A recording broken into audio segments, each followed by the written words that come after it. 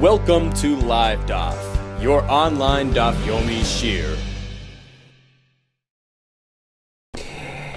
Shalom Aleichem, and welcome back to today's Daf Hayomi, Maseches CHULLIN Daf Kuf Lamed Aleph. We are holding on the second line off the top of the Yom Tashma. Here comes yet another kasha.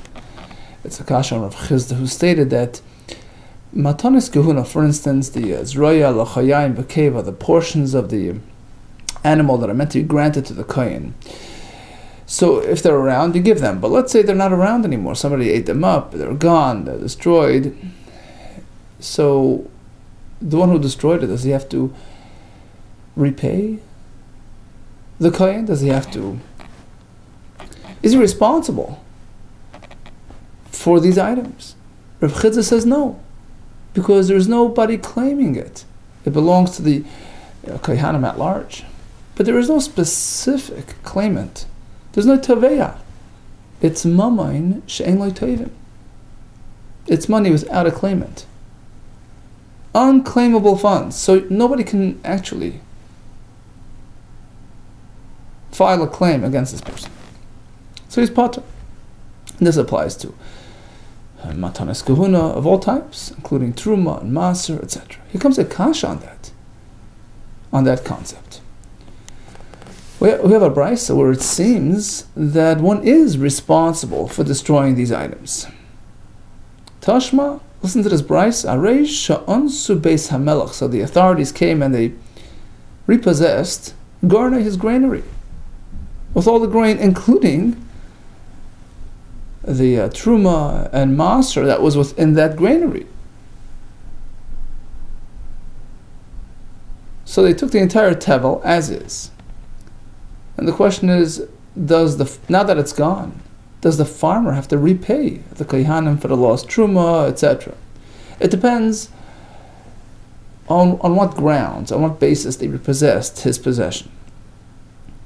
Was he owing back taxes? Or was it the IRS who came to collect some back taxes? In which case, he's gaining from this transfer of goods because it's being applied to his account. So he's technically gaining from the truma and the master portion as well, which is going to be credited to his account. Okay, so in b'chayvai, if it was on account of a debt that he had with the government, chayv la'aser, so now he has to find other material and compensate, make up for the lost truma and maser. Because it's like he sold the kohen's truma, he got credit for it. Chayv la'aser, he's responsible for it. But in ba'am paris, if it was just taken, ba'am paris means behefset, just at a loss, a straight loss,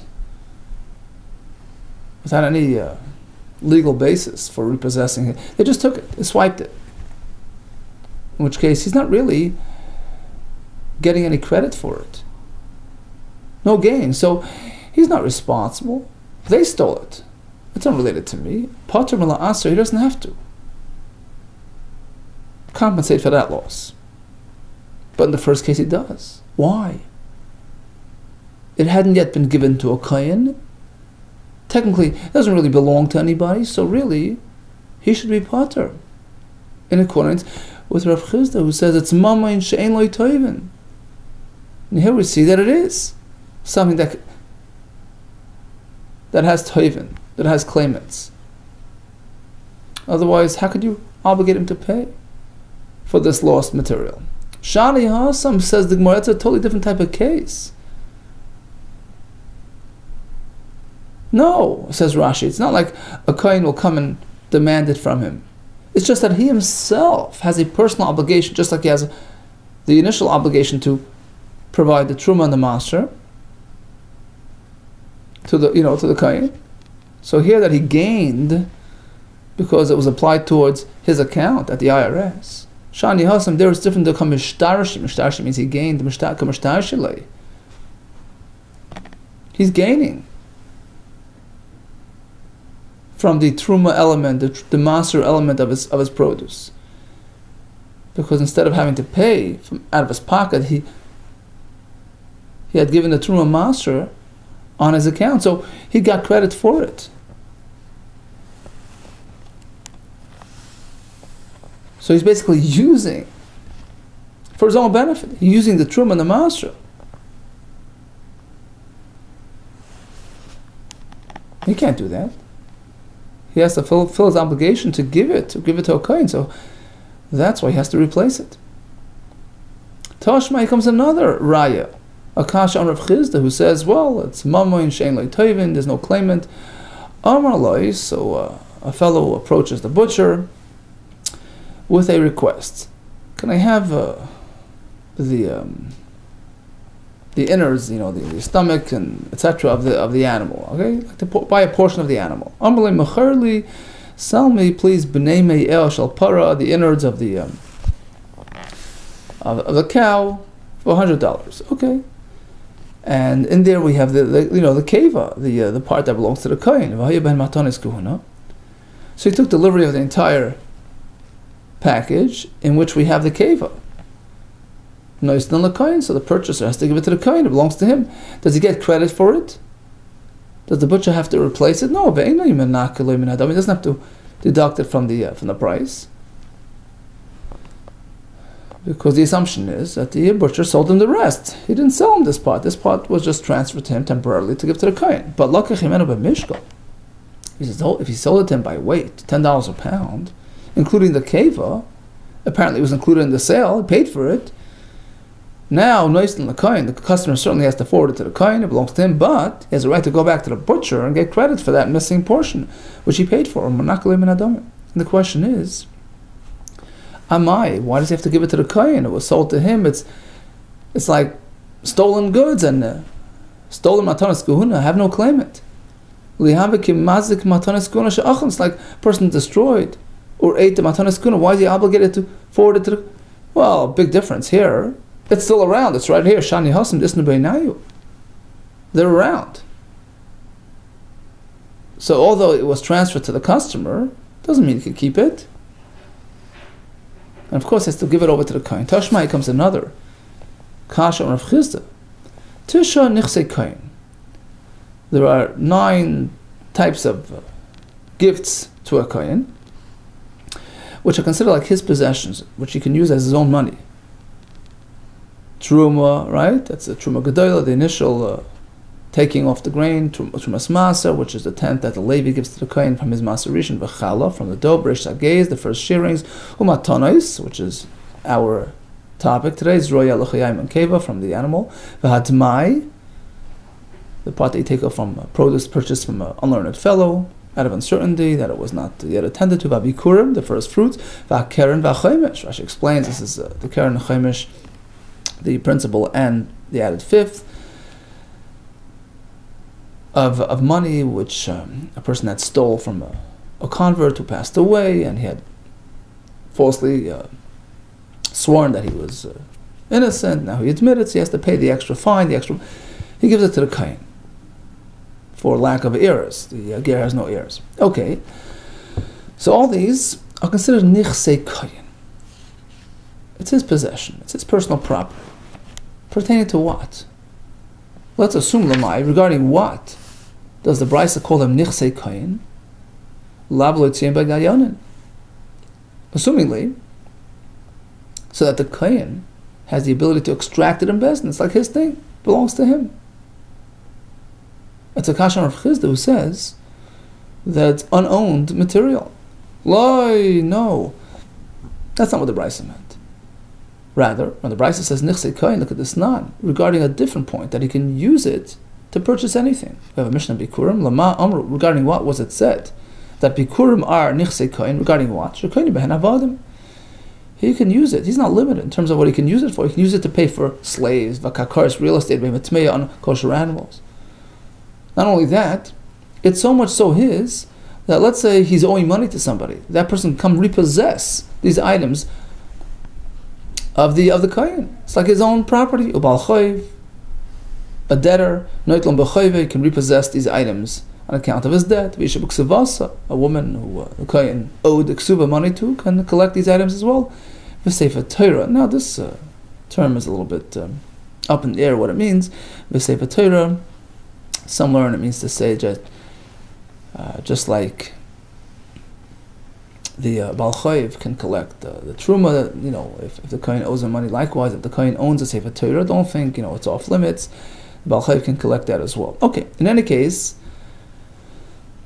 we thought we had a kasha on Rav Chisda. It seemed like the Kohen lays a personal claim on these items. No, that's not what it means. It means to say, once you give it to the Kohen, now it's his regarding all matters.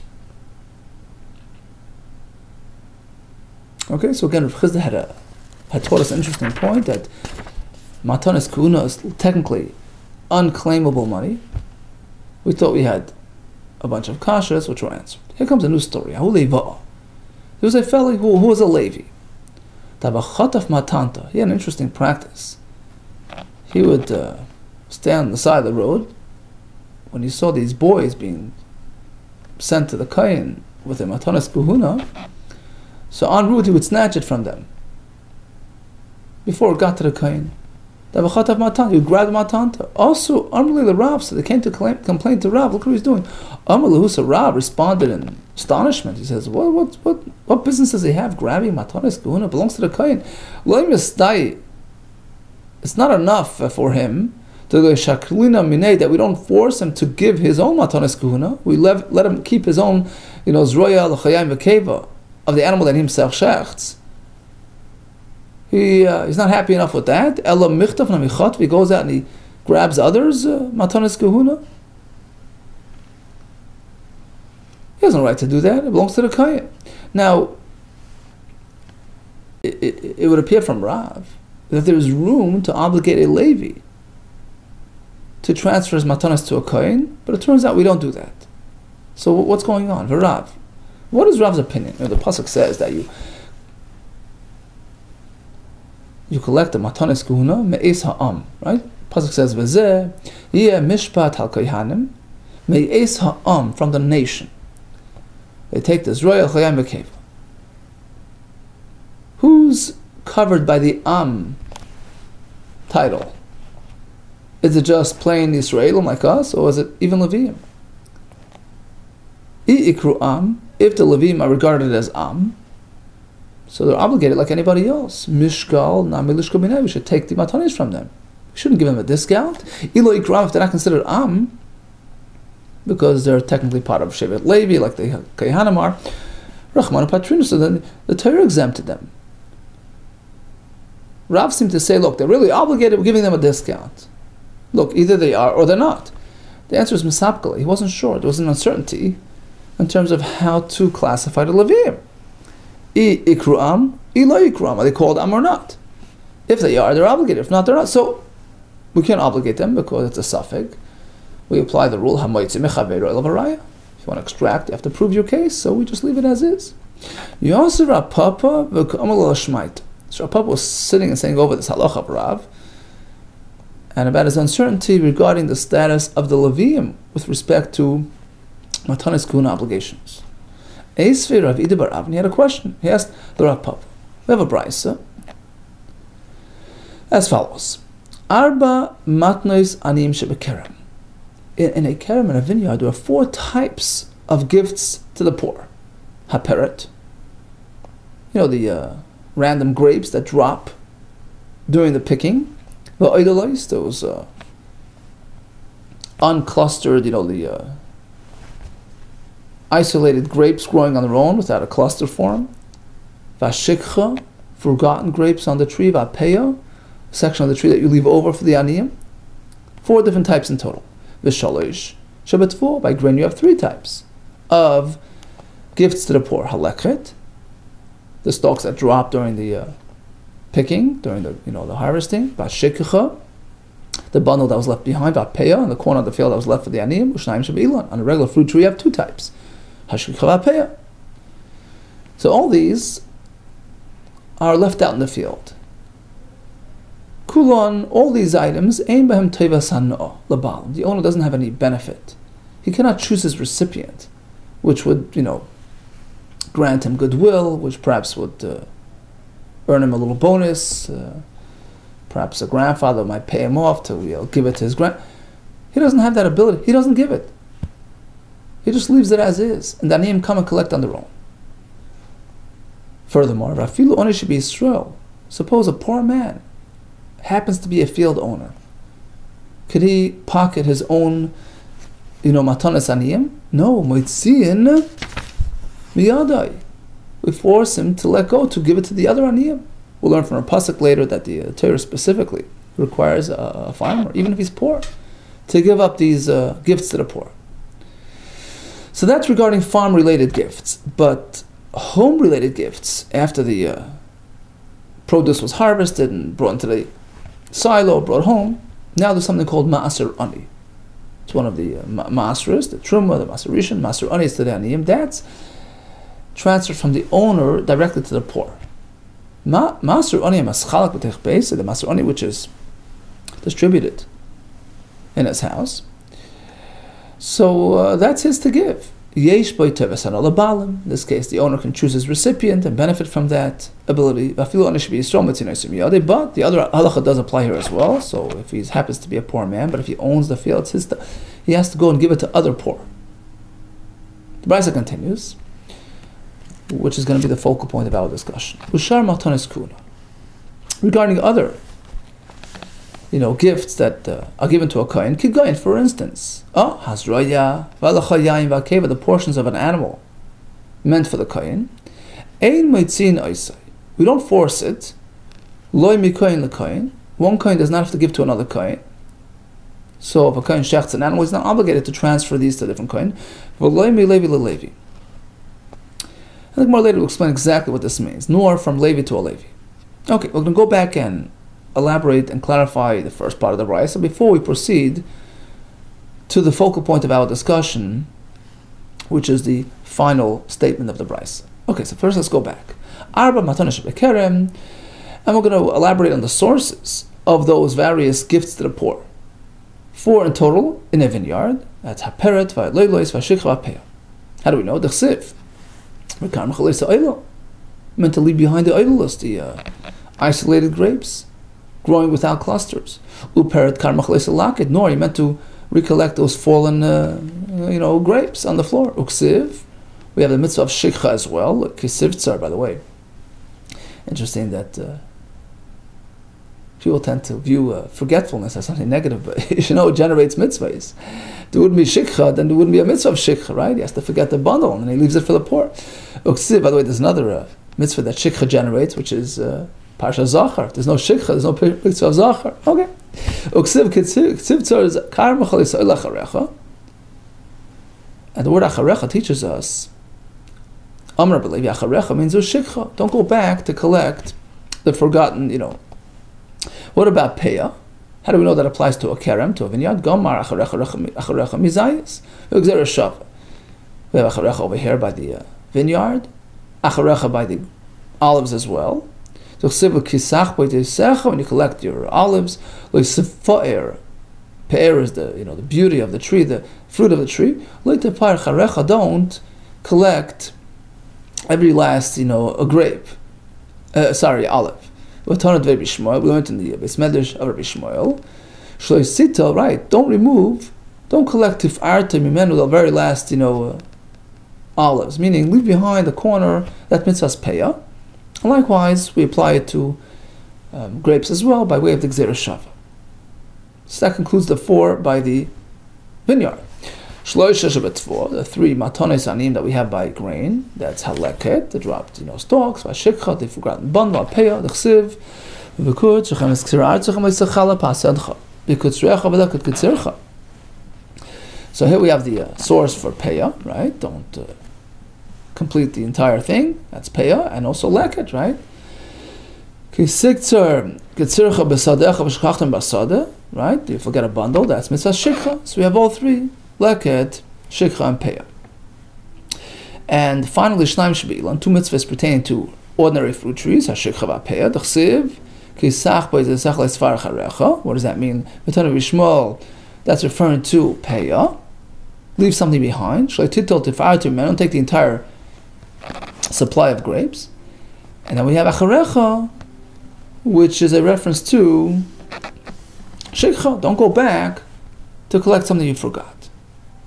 All these are meant to be just left and abandoned for any ani to take. It's not yours to give. It's not yours to choose a recipient. My time. How do we know? Maybe it's yours to give. Aziva, ksiva bahu. Because the pasuk refers to these items as something meant to be left behind. Ta'aziv. Right? It doesn't say give it. It said leave it all. Leave it for them.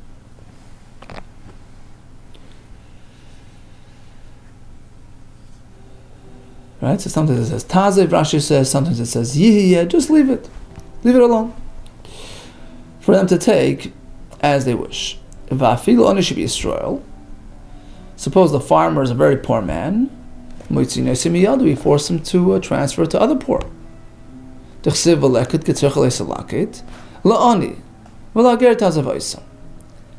drasha is leisalakit la'ani. Read it like the Torah is telling the ani, Mr. Ani, even though you're a poor man like anybody else, but since you're the owner, you have to go transfer to a different poor man. To warn, to instruct an ani to give up the material of his own field for other poor people. But the Masrani, which is given later, that's his to give. You can choose his recipient. My time, how do we know this is different than the Sinuk? Because here it says give. Give it. It's yours to give. But again, if the farmer happens to be a poor man, he has to give it to a different poor man. How do we know this? We connect the Maser Ani to the other gifts mentioned earlier. It says Lager in both places. Malahalam. Muzar Ani Shali, just like over there. The poor farmer must give it up. Afkan Muzar Ani Shali, likewise over here. Okay, here comes the last part of the brisa, which is the focal point of our discussion. Shamatan is kun regarding other gifts. For instance, like Zraya, etc., we don't force a kohen to give up his own and give it to a different kohen. Let me kohen the kohen. But, and likewise, Levi. Nor do we force one Levi to give it to a different Levi. Now, the brisa seems to imply, one Levi to the other, doesn't have to. But, but a Levi must give his matanis kuna to a kohen. Apparently they're considered like all the rest of us. And they're obligated. In contradiction to Rav, who was uncertain about it. No, kigoyin Zraya, v'lo Zraya. The brisa never meant Zraya l'chayim akeva. That's why it says kigoyin. It would have just said Zraya. Kigoyin like. The Taisus explains. It's exactly the point of the brisa to highlight that we're not talking about the Zraya. The Zraya is not part of this equation. Levi is not obligated to transfer the Zraya to the kohen because we're not sure whether he's. It's referring to something else which is similar, meaning another item which typically a Levi does pass on. What is that? That's Maser Rishon. Hold it, Maser Rishon to a kohen? I thought Maser Rishon is to a Levi. That's the next kash. So again, Kigoyin has Zraya, but it's not really below Zraya. What are we talking about? Maser Rishon. Ask the Gemara, Maser Rishon to Levi? Who? Goes to the Levi. Why are we forcing him to give it to the kohen? The answer is Kurv Elazar ben Azariah. Going like that, Shita the Sanya. Truma, hands down. That's of course to the kohen. But Maser Rishon, Rabbi Kiva says it goes to the Levi. The Rabbi Kiva. Elazar ben Azariah Omer af kohen. Also a kohen is entitled to Maser Rishon. Rashi brings that although the pasuk directs it to the Levi, but the kohen also is covered under the Levi umbrella. We find 24 times in Tanakh that the term Levi applies to a kohen, so he's also entitled. And that's what the brisa meant, that the Levi is meant to forward his Maser Rishon to a kohen, because that's the true recipient. Ask the Gemara. Also a kohen, not exclusively a kohen. Certainly if the Levi has it, he can keep it. Why do we have to transfer it to the kohen? It's true that he held Afla kohen, also a kohen is entitled, but a kohen, to insist on a kohen, not the Levi? Miyamar, did he then say that it's only the kohens? Labasat Kansinu Ezra. We have to know what happened way back, when Ezra came up from Babel, by the second Beis HaMikdash. He was taken aback, he looked around, there were no Levim around. They never came up. They stayed back. So he penalized them. Going forward, they lost their Maser Rishon privileges.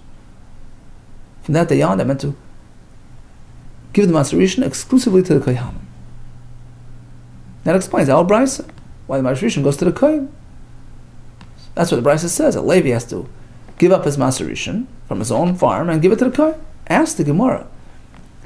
I mean, yeah, the penalty was that if a Yisrael has Masarishan material, you have a choice, give it to the Levi or the Kohen, give it to the Kohen. But to the point that a Levi himself, who's really rightfully entitled to keep a Masarishan, he has to give up his own Masarishan and give it to the Kohen? Unlikely. Eimer de Kansinu Ezra. It's true that Ezra made a knas to Le'avinu. We don't give it to the Levi. But Mishkal Minami Omar, did it go to that extent that if a Levi happens to have his own produce from which he separates Masarishan, even a Levi has to separate, by the way, but to deliver to a Kohen now, he can keep it. You're right. Ella, rather, the correct shot in the Bryce is like this. We're not speaking about Masarishan that the Levi has to give to a Kohen, nor are we speaking about Zroy L'Chayim V'Keva, because with that we're not sure whether he's Chayiv at all, like Rav. Ella, rather, what do the Bryce refer to? Kigoyin Zroy is something which is similar to a Zroy, which is a gift. V'lo Zroy, not exactly the Zroy. Umay knew what's something similar? Reish Hageiz, the first sharings. That's all the Bryce meant. And Rashi explains, in the context of the Reish Hageiz obligation, there's no mention of Am, which perhaps would preclude the Levi. It doesn't say Am, so anybody is obligated. Even a Levi has to give a portion of his sharings to the Kohen. Tashmai comes another Kashan Rav, who said that a Levi is in limbo regarding this obligation of Zeraya L'Chayam V'Keva. Tashma Zakal, here's a rule. Called Avashur B'Kedusha, any gift to a Kohen which has Kedusha, which would render it off limits to a Yisrael. Like what? Kigoin Truma, which only a Kohen is meant to eat. Trumas Mas, Shavachala, Moitzin Oisam Miyada.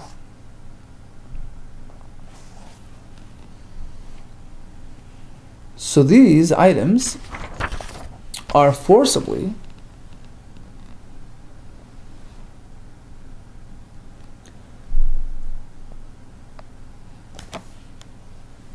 removed from the hands, are forcibly extracted from the Levium. So the Bryce refers to Levium. Are they obligated? Yes, we force them to give up these items and deliver them to the Kohanim. They have no business keeping these. But other types of gifts which are meant for Kohanim, but they don't have holiness, they don't have Kedusha. Kigoin Hazroya, Valchayam Vakeva, from an ordinary animal. So monetarily they belong to a Kohen, but there's no holiness. Technically there's no Isser if one eats it, if a non-Kohen eats it. So here, we can't forcibly remove it from the Levi. We can't force a Levi to give it.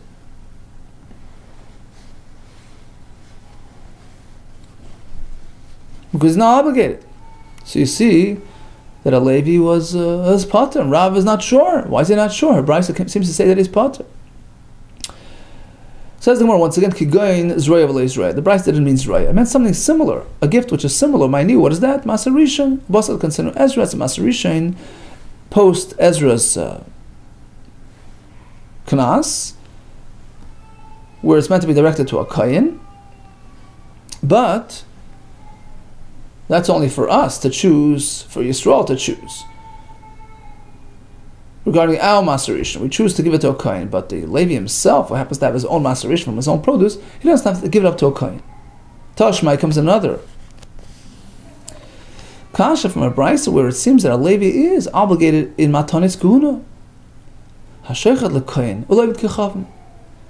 So the Kohen had a behema, or lahavdil a goy, and a yid did a shechita on behalf of the Kohen, on behalf of the goy.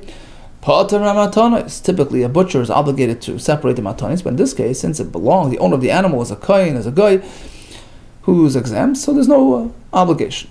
Let's make an inference, a diak, hal Levi Yisrael chayiv. But otherwise, if the owner is a Levi, or Yisrael, of course, he has to give. Apparently, a Levi is chayiv. Unlike Rav, who wasn't sure. No, lo yiteim hal Levi Yisrael chayiv. Don't make a diak that a Levi Yisrael is chayiv. Aleim ahal Yisrael chayiv. We just differentiated between a Kohen, a guy, and a Yisrael who's chayiv, but a Levi perhaps is potter. Aval Levi my potter, so you're exempting a Levi? Ach, if that's the case, listen, Yashech Levi l'kecham potter matanis. Wouldn't the Brisa cite a bigger chiddush? If you shech on behalf of a guy, you'll have the Levi, you're potter. A Kohen is a very obvious halacha. Why mention a Kohen if you could have mentioned a bigger chiddush? Even a Levi is potter, because he's not considered am. The fact that it did not mention a Levi would imply that he's chayav. Furthermore, Hatani we have a brayso shechad l'kohen ulev gichavim. So in these two cases, you're patim ramatonis. But it clearly says leLevi u'Yisrael chayav. If the owner is a Levi or Yisrael, you're chayav to give to the Rav. It's a refutation on Rav, who said it was a suffix. Amlach Rav will say, you're right, Tanoi. This question of how to title a Levi, is he considered Am, is he not, is really subject to Machlekes Tanoim. We took a shift to the Gemara Yuma regarding a different matter. We will see that the underlying question is the same.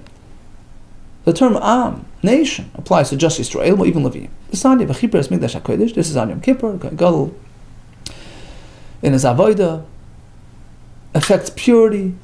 He's machap on all the contaminations, the mishaps that may have occurred throughout the year, throughout the Beis Hamikdash, and all types of contexts, all types of location, all types of people involved.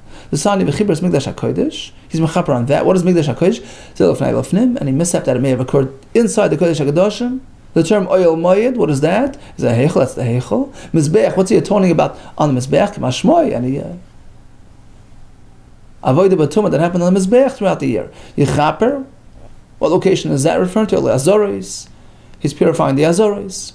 And now with respect to people who may have done these, things. Keihanim Kamashmoy is atoning for the Keihanim, right? Keihanim. As per its simple meaning, Keihanim Keihanim. Amakol, who's that? Elu Yisrael, the rest of the nation. The word Yechaper, which is extra, who's that? Elu Leviyim. Special word for Leviyim. They're not included in Am. Hakol. Apparently, according to this Tana, Leviyim have their own title, their own designation. They're not included in Am. That's one way to look at it. Tani Yechlev, another brayso which disagrees. They are covered by the Am title. The pasuk says Yechaper Elu Avodim. If an Eved did something wrong in the Beis Hamikdash, so Yechaper is covering that because we don't need a special pasuk for Leviyim who are already covered under the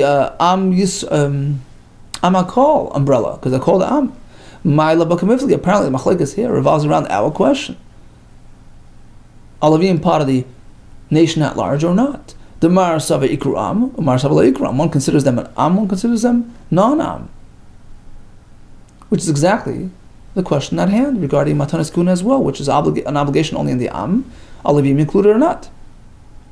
Ask the Gemara, okay, so for Rav who wasn't sure, Isver lekahaitan lema.